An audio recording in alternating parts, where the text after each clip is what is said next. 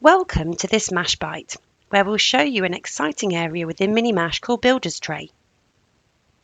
Designed to replicate the hands-on experiences children have in early year settings, you'll find it located in the outside space of the Mini-Mash environment.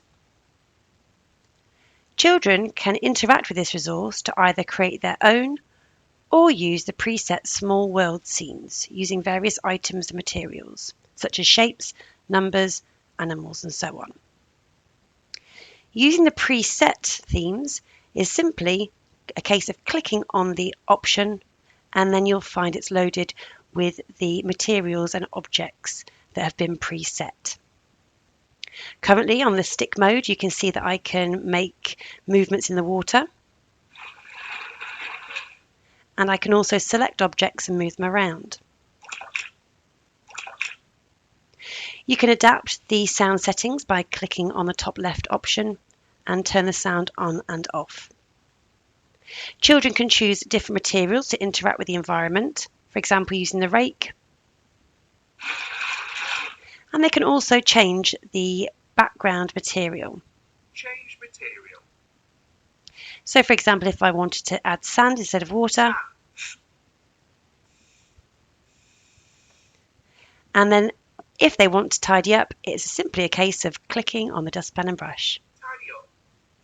Children can, of course, experience a variety of different objects to add into their own builder's tray. So clicking on different things, for example, farm animals, they can place them into the environment.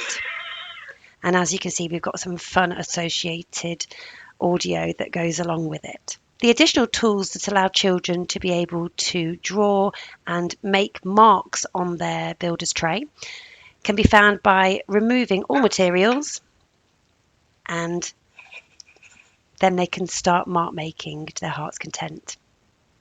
What's really nice is you'll find lots of different materials come with the associated viscosity and sound that would be linked to the real world material as well. For example, custard. If I was to stir it around,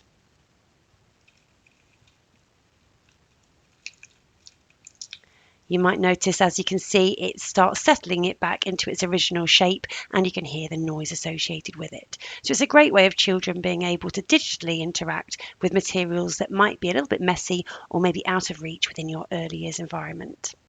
If children are keen to create their own builder's tray from scratch, they can just click on the empty tray option, and then they can fill it up with whatever materials and whichever objects they would like. And this is particularly useful for you as an educator if you would like to be able to set specific objects that aren't within the preset options. Then you can add your own materials. For example, if I'm doing a topic all about bugs with my children, I might want to preset an activity and then share it with the children via the topics area. The way in which I could do this, let's add a wiggly worm or two. Oh, that's a satisfying sound.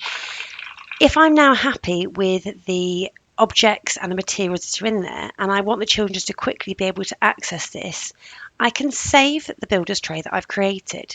Now I'm logged on as a teacher, so if I click save and save it to my workspace and call it Bug Builder's Tray, I can now add this to my topic area so the children can quickly navigate to it.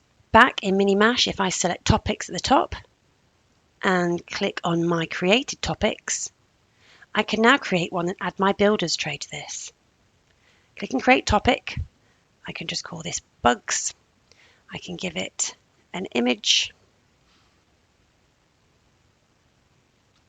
And now I can add the builder's tray that I've created. By selecting add a file, it will take me to my work area. I've just saved that bug builder's tray, so I can add it. Now that it's in this topic, I can click save. I can now assign this topic to my class in reception by clicking on the blue pencil icon, drop down the menu from types to my topics, and then choose bugs. That now means that when the children are next inside the Mini-Mash environment, when they're navigating through, they can click on the bugs topic area and be taken straight to the bug builder's tray as I've left it for them. Hopefully you can see from today's Mash Bite the potential of allowing children to develop their dexterity, their interaction with real world resources on digital devices, whether that be your interactive whiteboard or screen in your setting, or your children may have access to tablets. Alternatively, it may help develop their mouse control skills if you're doing it on a laptop. If your younger learners prefer to explore within Purple Mash, then you can find this resource in here by searching for Builder's Tray. From here, you can allow them to open and interact independently, or if you prefer, you may wish to set the Builder's Tray as a to-do. Whichever environment your children enjoy exploring Builder's Tray in, we hope they have fun and have a great time exploring.